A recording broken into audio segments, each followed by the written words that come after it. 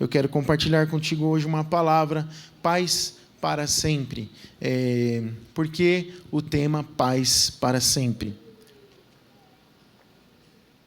Porque esse tema remete a um plano geracional, a algo que não se limita a esse tempo apenas, ao momento em que você vive, ao momento em que você passa pela terra, com um legado, com um propósito, com um destino profético dado pelos céus, mas isso vai além de você, isso vai além de quem você é em vida, mas vai para o legado em que você deixa, porque nós marcamos, podemos ou não, mas marcaremos da maneira como Deus planejou gerações. E às vezes a gente pode até achar que isso não é uma verdade, mas às vezes você pode marcar uma geração até negativamente, mas nós somos aqueles que Deus chamou para marcar a nossa geração, para cumprir o propósito de Deus e para levar geração após geração aquilo que Deus plantou nos corações e nos colocou. Tudo Deus planejou. A nossa origem, né? Essa semana que passou, nós fizemos uma aula online com os irmãos de cultura da igreja que fizeram o curso, o que estão fazendo ainda, e uma das aulas que os irmãos mais gostaram foi a aula que fala da cultura da igreja, a história da comunidade dos discípulos. Os irmãos achamos muito interessante ver a história, ver o que aconteceu, ver de onde viemos. Isso fala de geração pós geração, o trabalhar de Deus, das nossas origens, e você é importante para aquilo que vem no futuro. Eu sou importante, nós somos importantes, precisamos entender como viver isso. Deus é um Deus de gerações, né? Ele trabalha por meio de gerações. Tem dois textos que eu separei aí, Salmo 102, 18 e Salmo 145, 4. Leia junto comigo. Escreva isto para as futuras gerações, e um povo que ainda será criado louvará o Senhor. A responsabilidade da geração presente é transmitir uma mensagem para a próxima geração. E o 145, 4 de Salmo diz: uma geração contará a outra a grandiosidade dos teus feitos, eles anunciarão os teus atos poderosos. É responsabilidade nossa, pais do tempo presente, transmitir à próxima geração os grandes feitos do Senhor, aquilo que Ele tem feito. Deus tem feito alguma coisa? No tempo presente o Senhor tem feito algo? E no seu passado o Senhor fez alguma coisa? Aleluia. Alguém já te contou alguma coisa que o Senhor fez? Os feitos do Senhor chegaram aos seus ouvidos por alguém que te antecedeu? Diga amém. Aleluia. Então nós temos também que, além de transmitir o que o Senhor fez no passado, viver as experiências dele para esse tempo e transmiti-lo às próximas gerações. Deus é um Deus processual, Deus não é um Deus de imediatismo, Deus não é um Deus que desorganizado. Deus, Ele é um Deus que trabalha por meio de processos na vida dos homens, e isso fala de geração. Se tem caos, não é Deus. Deus é bom, Deus é perfeito, Deus é agradável. Ele atua sim no caos, mas Ele nunca promove o caos. Deus é um Deus de organização. Deus, Ele nunca vai sustentar o caos, mas Deus, Ele é aquele que pode trazer solução ao caos da vida do ser humano, da vida de famílias. Ele é um Deus de criação por meio da sua palavra. Ele é um Deus de ordenação por meio do seu trabalhar nas muitas gerações. Então Deus atua na terra agindo de forma geracional, e isso a gente vê na palavra de Deus. A Bíblia é um livro geracional. Quando você olha para as 12 tribos de Israel, qual é a tribo que permaneceu? A tribo de Judá. Por isso chamamos de judeus, como a promessa que estava lá em Joel 3,20. Olha só o que diz a Bíblia em Joel 3,20. Judá será habitada para sempre, e Jerusalém por todas as gerações. Havia uma promessa de Deus para essa tribo, que viria a ser a tribo de Davi, tribo de Jacó, tribo de Davi, e que chegaria em Jesus Cristo. Por isso duraria para sempre, porque em nós... e nós que iremos reinar com o Senhor na eternidade, se cumpre a promessa de Deus, durará para sempre, uma geração eterna. Mateus 1, verso 1 e 2, a Bíblia diz assim, primeiro livro do Novo Testamento: registro da genealogia de Jesus Cristo, filho de Davi, filho de Abraão. Abraão gerou, Isaac gerou, Jacó gerou, Judá e seus irmãos. Judá e seus irmãos fala de Davi, como é a primeira parte do versículo, que era filho de Abraão e chegou em nós. Estava lendo ontem Romanos, capítulo 4, capítulo 3 e 4, especialmente o capítulo 4, fala o quê? Que nós somos filhos pela fé de Abraão. E Abraão explicando isso aos romanos, os romanos judeus que estavam em Roma, ele fala o seguinte: olha, não é a circuncisão que os faz serem filhos de Abraão.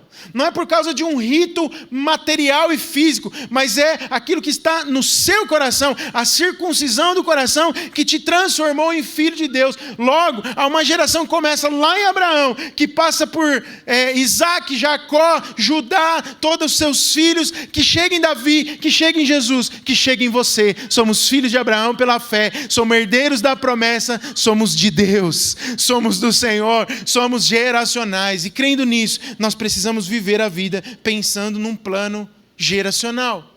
Não podemos viver a vida somente no tempo presente, pensando com a mente pequena. Há um tempo atrás, acho que eu ministrei aqui, há um bom tempo atrás, falando sobre a cultura da honra, e eu falei sobre a mente apostólica. Uma mente apostólica é uma mente que pensa geracional.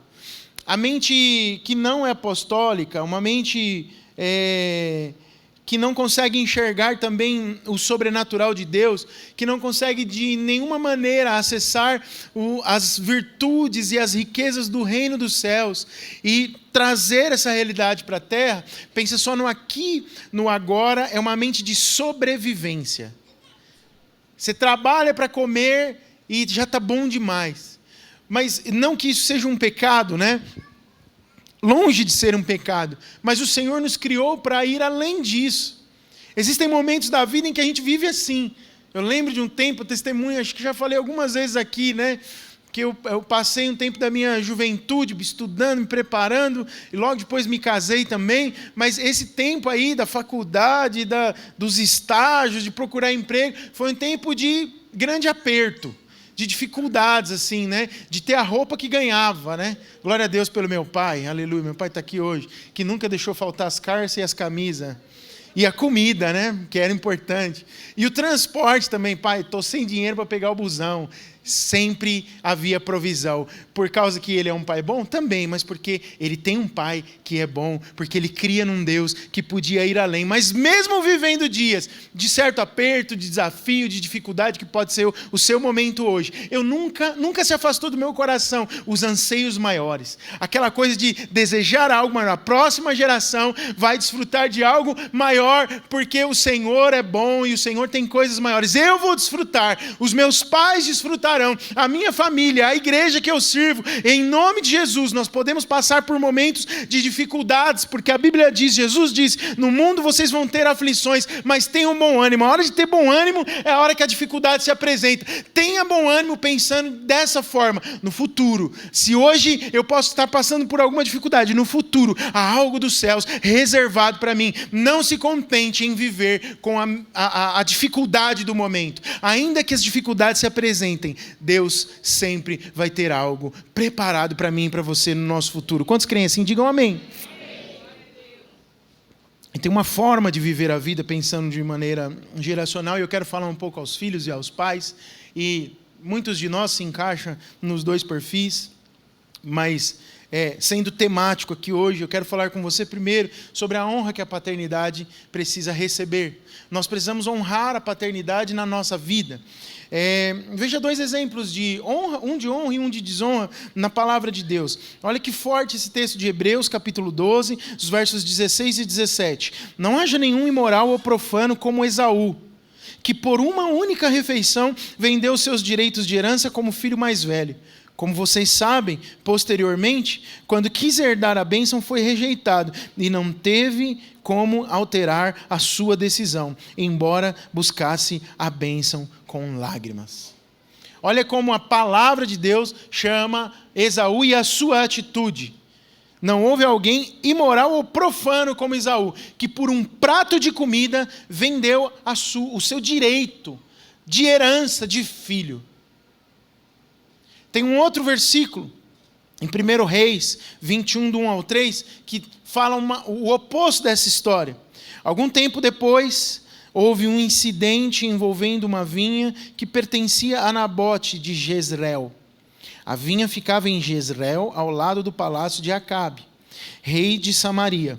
Acabe tinha dito a Nabote: dê-me a sua vinha para eu usar como horta, já que fica ao lado do meu palácio. Em troca, eu lhe darei uma vinha melhor, ou se preferir, eu lhe pagarei, seja qual for o seu valor. Nabote, contudo, respondeu: o Senhor me livre de dar a ti a herança dos meus pais.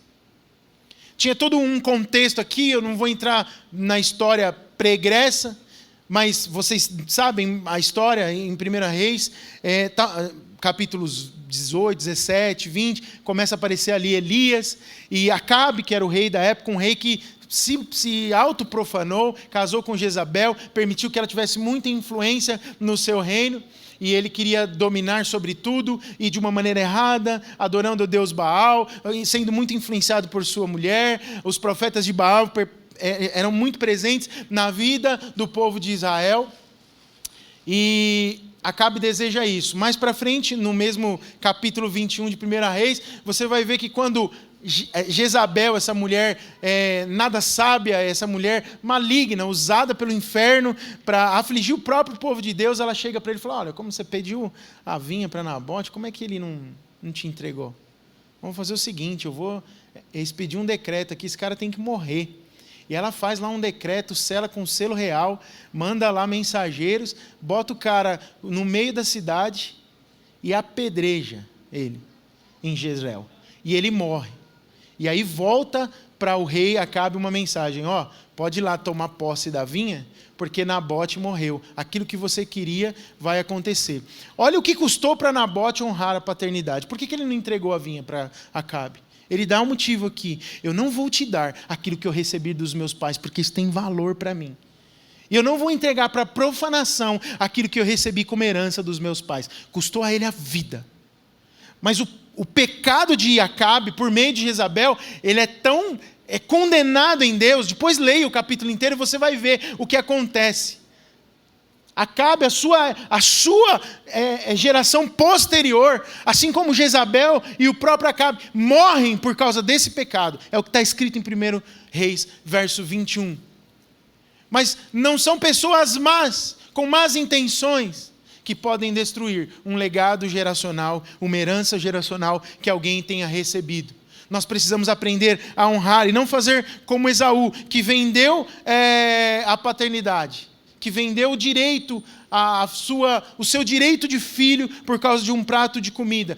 Parece coisas tão distintas, mas uma tão banal, né? Como é que você vende algo tão sério, troca algo tão sério num momento de desespero? Quando você vai para a história de Gênesis, que fala de Esaú, nesse contexto, ele estava desesperado de fome. Tinha muita fome, queria comer. E o irmão percebe, né, Jacó, percebe que ele estava muito fragilizado fisicamente. E por causa da sua fragilidade física, ele comete um erro que toca ele de forma geracional, arruina a vida do cara. Traz para ele um dano irreparável, como está escrito aqui em Hebreus. Não deu para reaver, já estava na mão de outro. Às vezes a gente pode sofrer muito a consequência por causa de decidir algo errado no que diz respeito à honra às gerações anteriores. Tanto biologicamente falando, de forma natural, quanto espiritual. Paternidade tem a ver com uma decisão que nós tomamos. Tem filhos de sangue que decidem não ser filhos.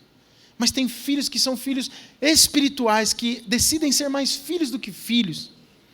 Alguns decidem continuar órfãos por causa de ego, de orgulho, de negação, de coração duro, de falta de perdão. Não permita que os sentimentos da sua alma te impeçam de ser feliz e de desfrutar daquilo que a palavra de Deus ensina. Honra o teu pai, a tua mãe, para que tudo te vá bem, para que se prolonguem os seus dias na terra. Honra é um princípio inegociável na vida do cristão. Se submeter às autoridades, e a primeira autoridade que nós recebemos é dentro da nossa casa.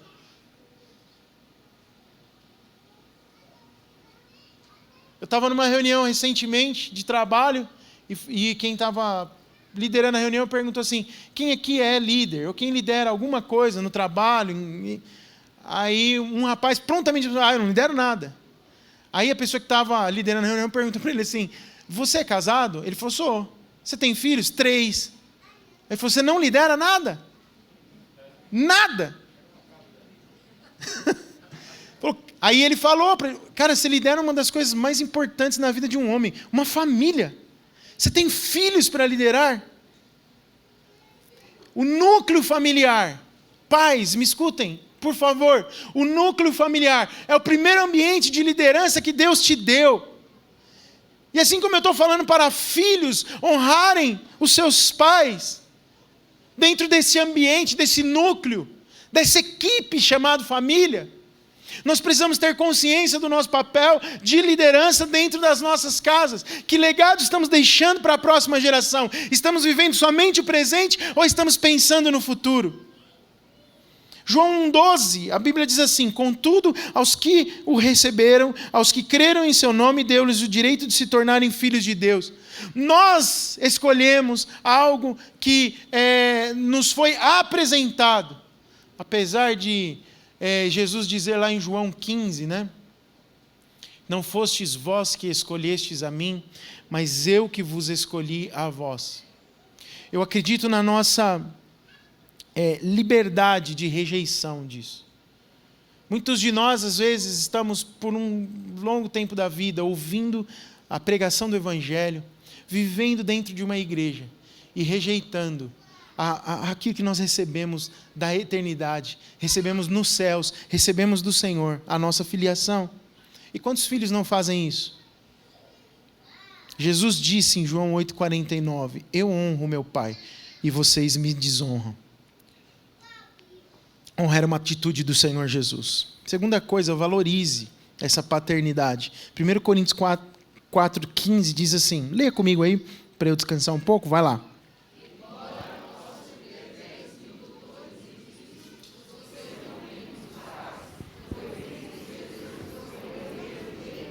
Por meio do Evangelho. O que Paulo está dizendo aqui? Olha, vocês podem ter 10 mil tutores, tem um monte de gente aí falando que são pais, tutores de vocês, mas vocês não têm muitos, pois eu mesmo em Cristo gerei vocês, por meio do Evangelho. Paulo está falando de uma paternidade espiritual. Nada substitui a paternidade na vida do ser humano. Pessoas órfãos, sofrem demais, tem muitas feridas na alma, tem muitas dificuldade de avançar, dificuldade de romper. Você pode ter mentores, líderes, gente que passa pela sua vida, chefe, amigos, mas pais espirituais são especiais. Os pais, honre a Deus, louve a Deus, se você tem um pai cristão, que também é o seu pai espiritual, e que pode falar da parte de Deus na sua vida, mas mais do que isso, desfrute disso. Como é que você desfruta disso? Filhos biológicos, naturais ou filhos espirituais. Ouçam aquilo que os seus pais têm para dizer para vocês. Seja respeitoso mesmo quando você discordar. Às vezes os pais falam coisas para nós e pais às vezes erram. Pais às vezes não estão sempre certos. Eu, na pouca história de paternidade que eu tenho, que são de 16 anos, já tive que algumas vezes pedir perdão aos meus filhos. Eu acho que eu conduzi mal o caminho aqui. Mas, se tem uma coisa que eu ensino aos meus filhos, e os corrigi já sobre isso, e eles precisam entender que isso é chave para uma vida bem-sucedida e para uma vida geracional estendida, é que eles precisam me respeitar e honrar a minha posição de pai, até quando eu estiver errado. Eu não perco a minha posição de pai deles, quando eu cometo um equívoco. Isso não dá legalidade para você, filho. Desonrar o seu pai pode ser um traste, pode ser a pior pessoa do mundo. Você não precisa concordar com os erros de alguém que comete erros de acordo com a palavra de Deus, mas você não precisa humilhar, desrespeitar, destratar e desonrar. Isso só vai trazer maldição para você mesmo. Palavras doces de afirmação, de encorajamento, podem sim partir de filhos que valorizam aquilo que a palavra de Deus diz. Filhos que desonram pai e mãe têm pouco tempo de vida. E quando tem vida sofrida, vida com dificuldade. A pregação era para os pais, mas virou para os filhos agora, né? É isso aí. E você que é pai, às vezes ainda é filho também. É tempo de a gente resgatar isso numa geração perversa. numa geração em que as famílias são destruídas, numa geração em que não há honra. Você sabia que a sua honra pode trazer conversão ao seu pai?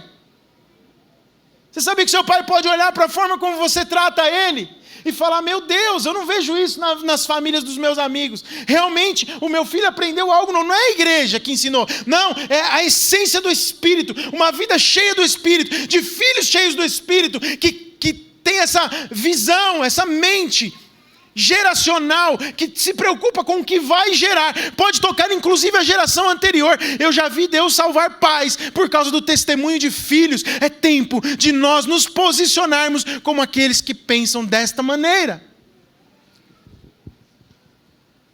Valorize o seu pai. Valorize a sua mãe. Pais desvalorizados são pais desonrados. Potencialize o legado que você recebeu do seu pai. Isso aqui é muito interessante, importante. João 14:12, Jesus ele fala como um pai aos discípulos ali. Ele era um pai espiritual para eles. Mas, na verdade, ele sendo Deus, ele sabia do que estava falando e ele sabia desse plano geracional na vida dos seus discípulos. Olha só o que diz João 14:12. Digo-lhes a verdade. Leia comigo bem forte. Aquele que crê em mim fará também que eu tenho realizado. Fará coisas ainda maiores do que estas, porque eu estou indo para o Pai. Jesus, em outras passagens, ele diz: foi meu Pai que me enviou, eu honro o meu Pai. Tudo que ele manda eu faço, não faço nada além do que ele disse para eu fazer. E ele diz: olha, vocês vão fazer obras ainda maiores, porque eu vim para fazer algo, e eu estou deixando um legado para vocês fazerem coisas superiores a essas que eu tenho feito. Então, qual é a lição para nós? Não podemos destruir aquilo que recebemos. Precisamos sim potencializar, ampliar. Nós precisamos ser o filho que busca a unção dobrada. Lê comigo 2 Reis 2, 9-10. Vamos lá? Depois de atravessar, Elias disse: antes que eu seja levado para longe de você, respondeu Eliseu: faze de mim o principal herdeiro do teu espírito profético. Disse Elias: esse pedido é difícil, mas se você me vir quando for separado de você, terá o que pediu. Do contrário, não será atendido. O que nessa tradução, que é NVI, respondeu Eliseu: faze de mim o principal herdeiro do teu espírito profético. Eliseu estava pedindo a ele, na tradução ARA, por exemplo, uma porção dobrada do teu espírito. Era o que Eliseu pediu para Elias. Em outras palavras, ele estava dizendo: eu quero além daquilo que você recebeu do Senhor. Eu quero aprender com você. E o que Elias diz para Eliseu? Olha, fica perto. Vai ter um momento em que eu serei tomado. Fica perto. Se você me vir, do que isso nos fala? Isso fala de proximidade e de lições aprendidas. Eu imagino, não pregava o olho. O que o meu pai espiritual está fazendo? O que ele está desenvolvendo? Como ele busca a Deus? Ontem a pastora Marta compartilhou aqui uma palavra preciosa conosco, num dos nossos momentos de palavra nas 40 horas. E ela dizia que Moisés, ele fez lá a sua tenda do encontro, e ele sempre ia orar, todos os dias. E a congregação nas suas tendas, eu lembro muito desse texto de Êxodos, quando eu estudei Êxodo no seminário. A congregação toda saía à porta da sua tenda, se prostrava e ficava admirando, porque a nuvem descia e a presença de Deus era com Moisés dentro da tenda de Moisés. Qual foi a aplicação que nós ouvimos ontem? Os seus te veem indo para a tenda. É muito importante essa questão do legado. E filho, quando você vê o seu pai buscando o Senhor, vivendo para Deus, servindo a Deus, você pode receber, e certamente receberá, daquilo que ele recebeu, mas você pode ampliar isso, você pode ir além. Os avivamentos que aconteceram na história da igreja, na história da fé cristã, eles não foram herdados por nós na sua totalidade, muitas vezes, porque sobrou religiosidade, houve pecado, frieza espiritual, que interromperam esse fluxo espiritual. Recentemente, acho que há uns 2 anos atrás, eu tive a oportunidade de assistir uma peça de teatro, Rua Azusa, não sei, às vezes até vem com essa camiseta aqui, não sei quem assistiu, mas que conta a história do avivamento da Rua Azusa. Me fugiu o nome do pastor agora, William Seymour William, não é? William Seymour, isso. E você vê a história acontecendo ali, e um grande mover acontecendo da parte de Deus ali, que respingou em muitos lugares. Mas as coisas vão perdendo força ao longo do tempo. Por quê? Porque os filhos se esquecem, porque os filhos abrem mão, porque os filhos caem na frieza, porque os filhos vão para o pecado, porque os filhos esquecem de potencializar aquilo que receberam dos pais. Olha, potencializar aquilo que você recebeu em termos de legado, não significa que você vai ter que fazer exatamente igual, muito pelo contrário. Eu te mostrei 2 textos bíblicos aqui, um Jesus dizendo, outro que acontece lá com Eliseu e Elias, que aquilo que você recebe precisa ser, na verdade, potencializado. Deus vai te dar novas visões, Deus vai te dar uma ampliação, mas você nunca deve esquecer a origem, aonde Deus te colocou e por que Ele te trouxe até aqui. Porque se você está até aqui, é porque você recebeu algo do Senhor. Quantos receberam algo aqui, digam amém. Amém. Precisamos honrar, ter consciência e ampliar isso. Não é com uma atitude arrogante, pecaminosa ou esquecendo aquilo que foi feito. Dessa forma nós pensamos de maneira geracional, honrando. Primeiramente honrando, depois valorizando a figura da paternidade e ampliando o legado que nos é deixado. Mas pais, isso também é papel nosso no que tange aos nossos filhos. Treine os seus filhos para toda uma vida. Efésios 6,4: Pais, não irritem seus filhos, antes criem-nos, segundo a instrução e o conselho do Senhor. Paulo dizendo a Timóteo, ele fala, olha, porque desde criança você conhece as sagradas letras, que são capazes de torná-lo sábio para a salvação, mediante a fé em Jesus Cristo. É desde pequeno, é sendo desenvolvido no Evangelho, é fazendo aquilo que você pode fazer para instruir os seus filhos. Você não precisa ser um doutor, você não precisa ser um super teólogo, você precisa ter um coração voltado para Deus, porque as demais coisas Ele vai te ensinar. Se você tem tido dificuldade de ser pai, eu já vi gente dizendo que não queria ser pai, porque acha que não seria um bom pai. Se você teve esse sentimento, ou tem esse sentimento no seu coração, nós aprendemos a ser bons pais no Senhor. Observando bons modelos, mas buscando isso no Senhor. Não é baseado nos nossos próprios conceitos. Nós precisamos pensar, pais, precisamos pensar em formar uma próxima geração. Eu quero me dirigir especialmente aos homens aqui. Não delegue essa tarefa somente às suas esposas. Quando seu filho fizer algo errado, ou quando seu filho estiver dando trabalho, quando seu filho estiver dando canseira dentro de casa, não empurre a sua mulher para a tarefa de educar e corrigir o seu filho. Faça você. Tome a sua posição. Nós temos uma geração perdida. Infelizmente perdida. Muitos filhos e filhas de crianças.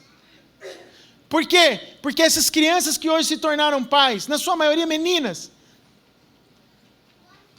não tiveram uma boa referência de um pai que a treinou, que a ensinou. Os filhos que estão por aí, porque o bacana mesmo é beijar, né? Ficar e transar. É isso que a gente ouve e vê no tempo presente. O seu filho precisa ouvir as verdades do Evangelho. E precisa ouvir primeiro de você. Você, pai, você, mãe, tem mais força que qualquer pastor, da internet ou da sua igreja. E se não tem alguma coisa errada, precisa ter. Se você está delegando os bons costumes e a criação do seu filho para um pastor, tem alguma coisa errada. Seus filhos precisam ver em você, precisam enxergar em você. Eu estou falando para você, pai crente, pai cristão, pai que me ouve na internet, pai que está aqui presente. Nós temos uma responsabilidade diante de Deus, e treinar filhos de forma geracional é se submeter a Deus e para Deus, e tentar sentir a dor deles. E às vezes perceber que tem algo errado que você não consegue entrar, mas que só pela graça, e aí você vai orar, vai buscar em Deus e vai encontrar um caminho. Quem é o pai que já se preocupou com isso aqui? Quantas vezes você ora pelo seu filho por semana? Quantas conversas vocês têm? Séria?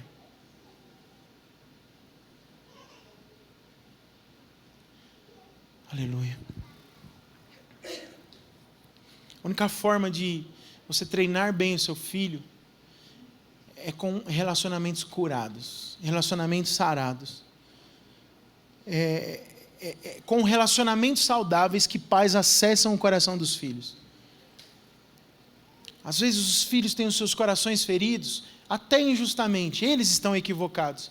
Mas eu suponho que pais têm mais luz, têm mais maturidade, têm mais entendimento. Dê o passo da cura, dê o passo da transformação, dê o passo de falar com os filhos se você percebe algo errado.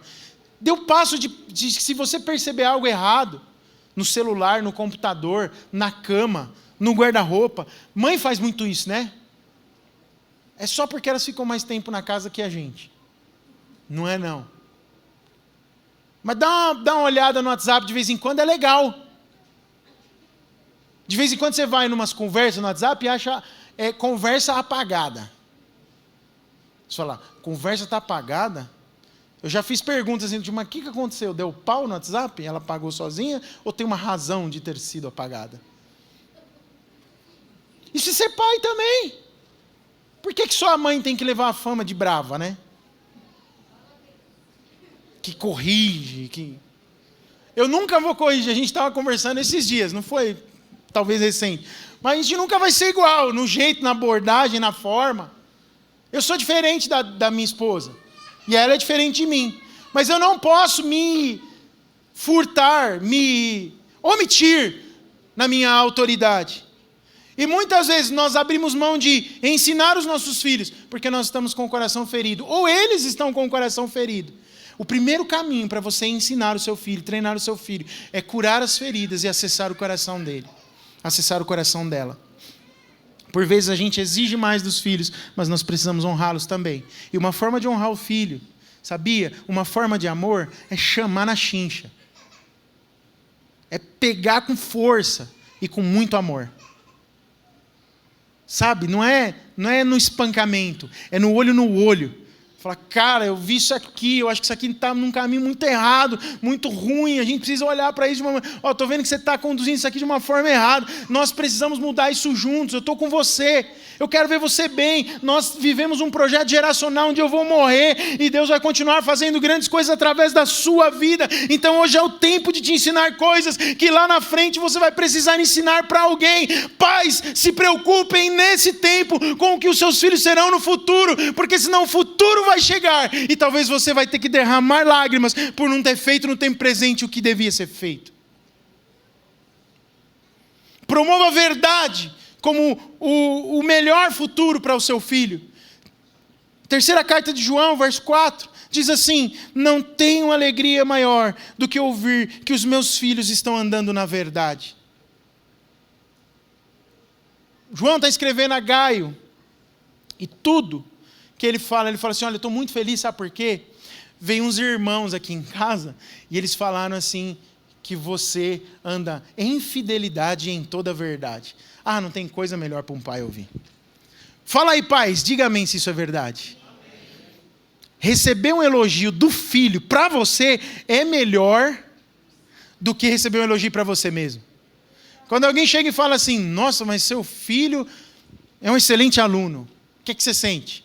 Uau, eu tenho parte nisso.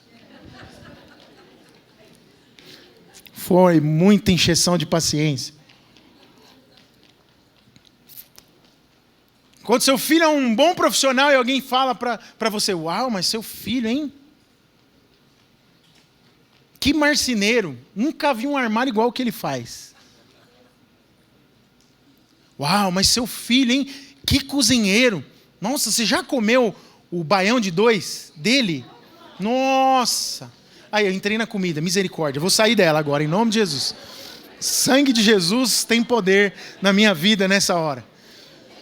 É muito bom receber um elogio para um filho. Você sabe como é que nós vamos receber elogio para um filho? Quando a gente ralar para ensinar ele em toda a verdade. E o maior elogio que um pai e uma mãe pode receber é falar, nossa, é precioso ver como Deus usa o seu filho. É precioso ver como seu filho ama Jesus. É precioso ver como seu filho ama as pessoas. Tem elogio melhor que esse? É bom demais. Pai, invista tempo para isso. Gaste tempo da sua vida para isso. Tudo que envolve mentira vai trazer incerteza. Sabe? É sombrio, é traiçoeiro, é asqueroso, é instável. Não viva baseado em mentiras. Mas como João disse a seu filho amado aqui, olha, eu estou feliz porque você tem andado em toda fidelidade e na verdade.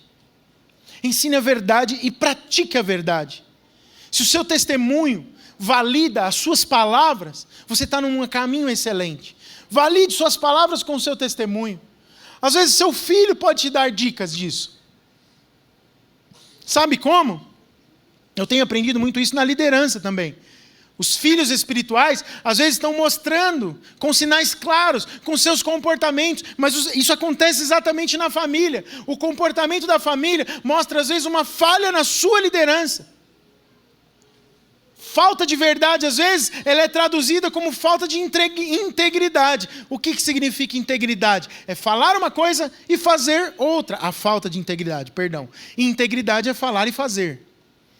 Então, quando se observa a falta de integridade em qualquer pessoa, se você me observar um pastor não íntegro, vai ser difícil uma relação de confiança entre nós.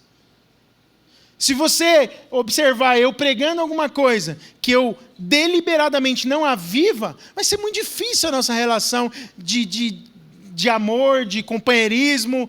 Não vai ser geracional, isso vai quebrar logo. A mesma coisa funciona com nossas casas. Precisamos agir com toda a verdade, de maneira íntegra, falando aquilo que nós praticamos, ou o contrário, praticando as nossas palavras. Lucas 15, verso 11 a 32, conta uma história muito conhecida do filho pródigo. Eu gosto de chamar essa parábola até de uma outra forma. São os filhos de um pai amoroso. Porque tem um filho pródigo, tem um filho perdido, mas que não saiu. Ele está perdido dentro de casa e tem um pai extremamente amoroso. Eu não sei se você é filho ou pai, se você é os dois, hoje, e está me ouvindo. Mas eu quero ler alguns trechos, não vou ler o texto inteiro, e extrair com você algumas lições aqui para caminhar para o final. Lucas 15, 17. Leia comigo aí o texto. Você pode ler? Vamos lá. Está aí? Lucas 15, o verso 17 primeiro. Não está aí o 17? Tá, vamos lá, vai lá.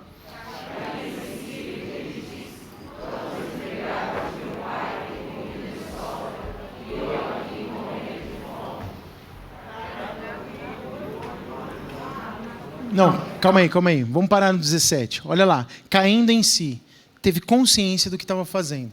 Esse é o filho. Que filho? O filho que pediu a herança do pai e foi embora. Mas teve um momento de consciência. Depois, no verso 23. Tragam.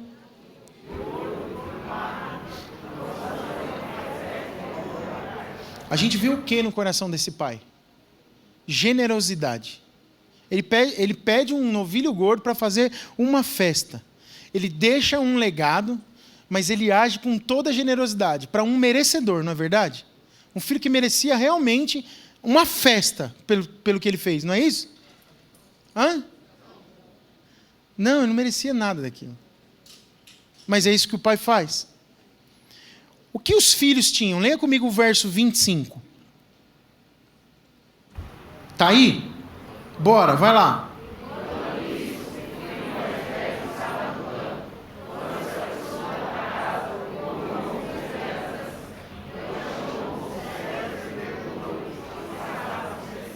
Vamos seguir, vamos ler o verso 29 e 30 também. Vamos lá.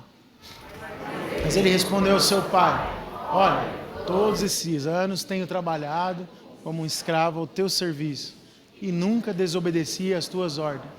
Mas tu nunca me deste nem cabrito para que eu pudesse festejar com os meus amigos. Mas quando volta para casa, esse seu filho que esbanjou os teus bens com as prostitutas, matas o novilho gordo para ele. O que esses filhos tinham à sua disposição? Nessa narrativa que a gente leu nesses 4 versículos, eles tinham um campo que tinha gado, que tinha cabrito, que tinha certamente ovelhas. Eles tinham uma casa que podiam voltar no final de um dia de trabalho, tomar um banho gostoso, descansar, relaxar, assistir um episódio da série favorita na Netflix, empregados à sua disposição. Eles tinham amigos. O filho mais velho falou: olha, o senhor não me deu nem um cabrito para eu festejar com os meus amigos, e eu sempre estive aqui. Tinham novilhos gordos, havia fartura. Tinham proteção, conforto, amor, segurança, perdão. O pai fez uma festa, mesa farta, carinho. E por que um filho sai de um ambiente desse? Por que um filho decide sair? Por que ele vai embora? Por que tantos vão embora aparentemente sem motivo? Por que filhos saem sem motivo? Por que filhos abandonam a sua paternidade, o seu direito de filiação sem explicação nenhuma? Tem um texto de Jeremias 17:9 e outro de Provérbios. Lê comigo aí. Enganoso é o coração, mais do que todas as coisas, e perverso, quem o conhecerá? Quem conhecerá o coração do homem? Em Provérbios 4:23 diz: acima de tudo, guarde o seu coração, pois dele depende toda a sua vida. Por que a Bíblia nos ensina que nós devemos guardar o coração? Porque ele é enganoso.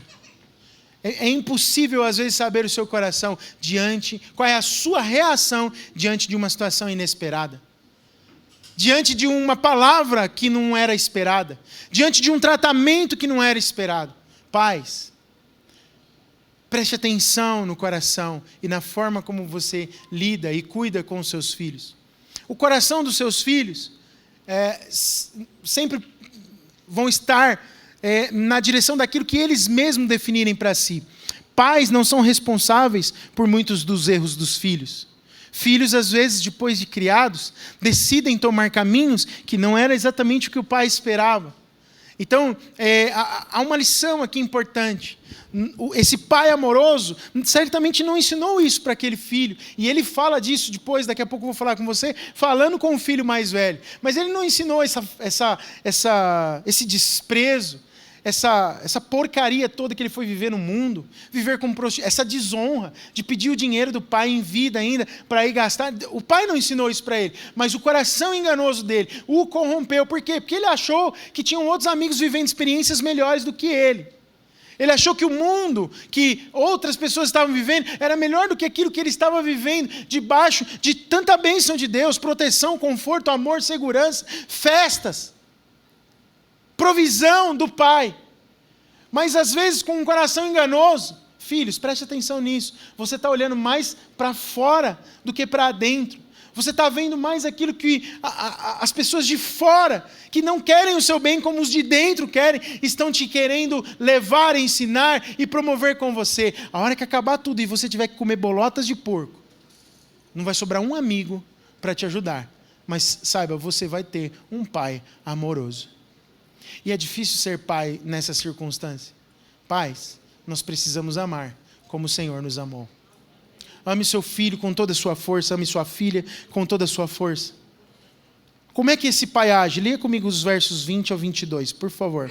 Vamos lá? Levantou-se e foi para o seu pai. Estando ainda longe, seu pai o viu e, cheio de compaixão, correu para o seu filho, o abraçou e beijou. O filho lhe disse: pai, pequei contra o céu e contra ti. Não sou mais digno de ser chamado teu filho.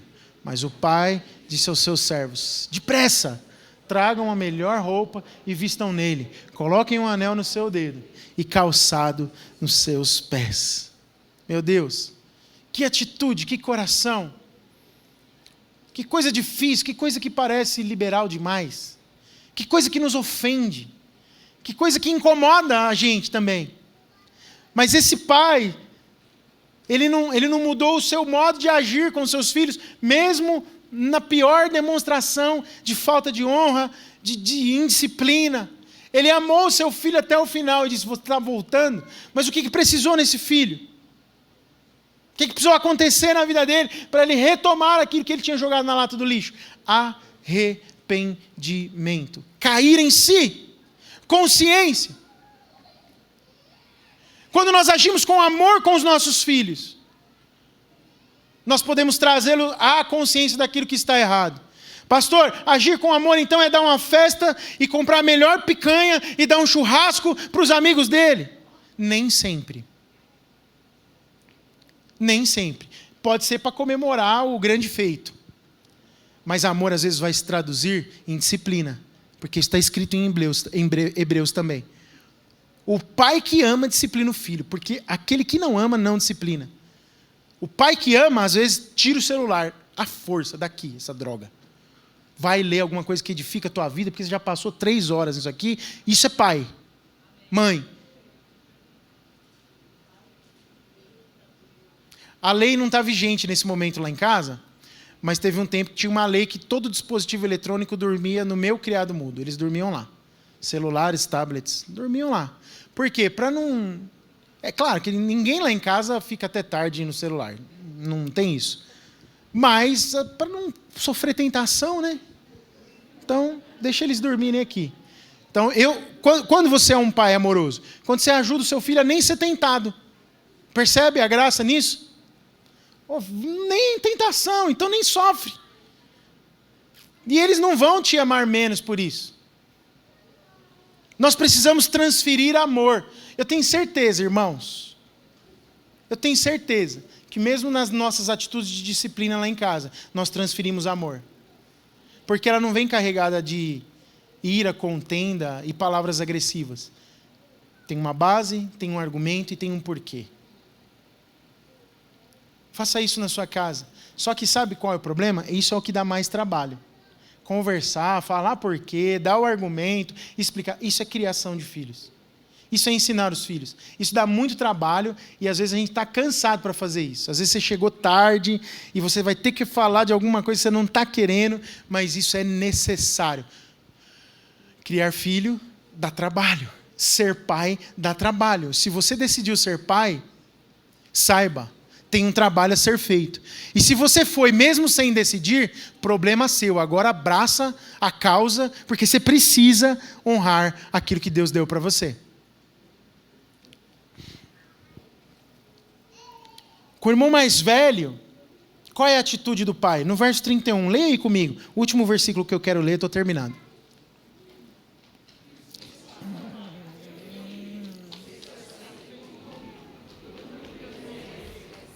O que o pai disse para o filho mais velho? Tudo que eu tenho é seu, você está sempre comigo. A gente está sempre junto. O que o pai fala para ele? Chama ele de filho. Diz que ele está sempre ali, que tudo ele podia ter usufruído. É tudo teu. Mas o filho decidiu viver como um escravo. Como um dos trabalhadores do pai. Cumpria todas as regras e nunca acessou com liberdade aquilo que o pai tinha. Eu vou contar um segredo para vocês, filhos, que eu acho que eu descobri melhor quando eu fui pai. Quando você ganha também o coração do seu pai, você tem tudo que ele tem para te dar. Pastor, então como é que ganha o coração do pai? Esse é o segredo. Ajuda teu pai. Conversa com teu pai. Procure teu pai. Fala, pai, e aí? Beleza? Eu lembro do Henrique uma vez, chegou na hora de falar de você, cara. Mas é engraçado porque é muito tempo atrás. O Henrique devia ter uns 4, 5 aninhos. E foi uma das primeiras vezes que ele pegou e falou assim, preciso conversar com você. Preciso conversar com você. Eu falei, tá bom, mano, vamos conversar. Ele falou assim, mas não pode ser aqui, na frente de todo mundo, e tem que ser, de preferência, a hora que todo mundo for dormir, a gente pode ir para a sala e ficar só nós dois. Ele tinha uns 4, 5 aninhos. Ele é assim até hoje. Tivemos uma recente, né, velhinho? Mas é muito bom. É uma atitude dele. Quando o filho tem essa atitude, o pai fica com o coração inclinado, para não falar derretido, apaixonado, mole, bobão, enfim. Procure seu pai. Ajude o seu pai a lavar o quintal. Recebe essa palavra. Ajuda sua mãe a lavar a louça. As irmãs são mais empolgadas, né? Eu não sei se é porque é elas que fazem tudo dentro de casa e os pais não ajudam, mas...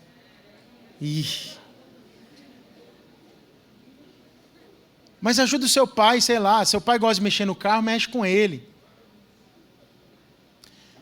Porque pode chegar um tempo na sua vida lá na frente e você fala, poxa, eu devia ter feito isso.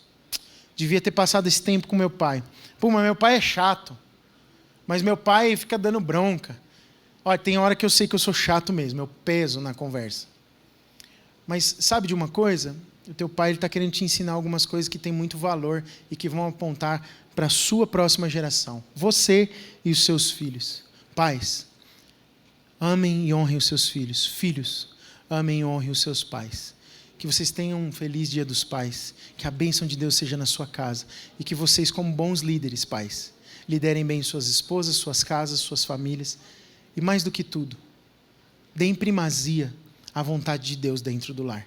Deem primazia à presença de Deus. Procure ser esse Moisés que vai à tenda buscar a presença de Deus e demonstre isso para os seus filhos. Eu penso nisso às vezes e eu me sinto falho. Me sinto falho, acho que eu devia fazer mais na presença deles, com eles, mostrar para eles esse caminho. E eu tenho meus pecados aqui para me arrepender. Você tem os seus?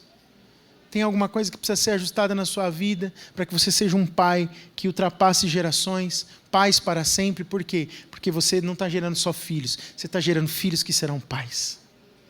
Filhos que serão pais e pais no padrão de Deus. Se você deseja isso para o seu coração, eu queria que você ficasse de pé. Mulheres, se você deseja isso para os seus maridos, ainda que eles nem estejam na presença de Deus, eu quero orar agora para que o Senhor promova isso através da sua vida. A honra, o coração de submissão, o coração amoroso que ensina, que prega sem palavras, para que você e eu possamos viver plantando para a próxima geração algo eterno, espiritual e de Deus. Feche os seus olhos.